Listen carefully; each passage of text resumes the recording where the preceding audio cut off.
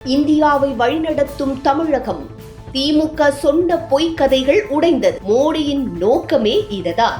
மத்திய பாஜக அரசு தாக்கல் செய்த பட்ஜெட் தமிழகத்திற்கு ஒன்றுமில்லை என ஆளும் கட்சி குற்றச்சாட்டு வைத்த நிலையில் இந்தியாவை வழிநடத்தும் அளவிற்கு தமிழகத்திற்கு அறிவிப்புகள் வெளியிடப்பட்டிருப்பதால் போலியான பிம்பம் உடைக்கப்பட்டுள்ளது என்றே கூறப்படுகிறது. 2047க்குள் வளர்ந்த இந்தியா என்ற இலக்குடன் இந்த பட்ஜெட் வெளியிடப்பட்டிருக்கிறது. மேலும் தமிழ்நாட்டை இந்தியாவின் அடுத்த வளர்ச்சி இயந்திரமாக மாற்றும் வகையில் வடிவமைக்கப்பட்டுள்ளது என்றே கூறப்படுகிறது. இந்த பட்ஜெட்டில் மத்திய அரசிடமிருந்து தமிழ்நாட்டுக்கு 6.25 லட்சம் கோடி வரி பகிர்வு வழங்கப்பட்டுள்ளது.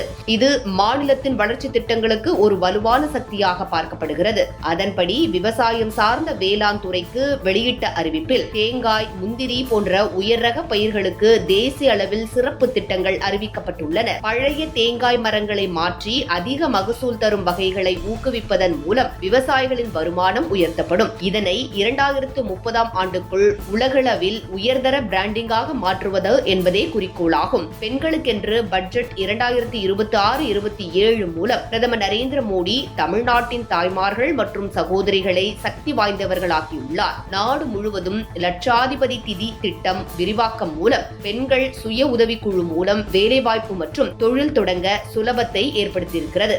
தமிழகத்தில் 40 லட்சம் பெண்கள் வரை தையல், கைவினைப் பொருட்கள், பால் உற்பத்தி போன்ற துறைகளில் நேரடி பலன் கிடைக்கும். சிறு குறு தொழில் தொடங்குவோருக்கு 2 கோடி ரூபாய் வரை கடன். தேர்ந்தெடுக்கப்பட்ட ஸ்டார்ட் அப் மற்றும் தொழில் முனைவு திட்டங்களில் பெண்களுக்கு 50% ஒதுக்கீடு என்ற அறிவிப்பால் புதிய வேலைவாய்ப்புகள் ஏற்பட உள்ளது. தொழில்துறை மற்றும் உற்பத்தி வளர்ச்சி இந்த பட்ஜெட்டின் மையமாக இருப்பது தமிழ்நாட்டின் கடலோர பகுதிகளில் உள்ள அரிய நில தாதுக்களை பயன்படுத்தி காரிடர் அமைக்கப்படுகிறது. இது மின்சார வாகனங்கள், காற்றாலை, பாதுகாப்பு துறை போன்ற உயர் தொழில்நுட்ப துறைகளில் ஆயிரக்கணக்கான திறன் வாய்ந்த வேலை வாய்ப்புகளை உருவாக்கும். இந்தியா செமி கண்டக்டர் மிஷன் 2.0 மூலம் சென்னை, ஒசூர், கோவை போன்ற பகுதிகள் உயர் தொழில்நுட்ப மையங்களாக உருவாகும்.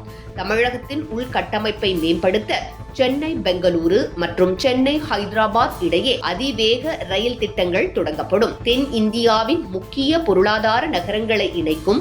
இதனால் வணிக வளர்ச்சி, முதலீடு மற்றும் வேலைவாய்ப்பு அதிகரிக்கும். மேலும் துறைமுகங்கள், லாஜிஸ்டிக்ஸ் மற்றும் கடலோர போக்குவரத்தில் முதலீடு அதிகரிப்பதால் தமிழ்நாடு இந்தியாவின் முக்கிய ஏற்றுமதி நகரமாக மாறும் நிலை உருவாகிறது. எதிர்கால வளர்ச்சியை கொண்டு மின்சார வாகனங்கள், பேட்டரி உற்பத்தி, சோலார் மற்றும் காற்றாலை துறைகளுக்கு வரி சலுகைகள் வழங்கப்பட்டுள்ளன. இது தமிழ்நாட்டை பசுமை தலைநகரமாக மாற்றும். இப்படி பல பட்ஜெட் திட்டம் அறிவித்ததன் மூலம் தமிழ்நாட்டை வெறும் இந்தியாவுடன் வளர வைக்கும் பட்ஜெட் அல்ல, தமிழ்நாடு இந்தியாவை வழிநடத்தும் மாநிலமாக மாற்றுவதற்கான ஒரு பார்வை என்றே கூறப்படுகிறது.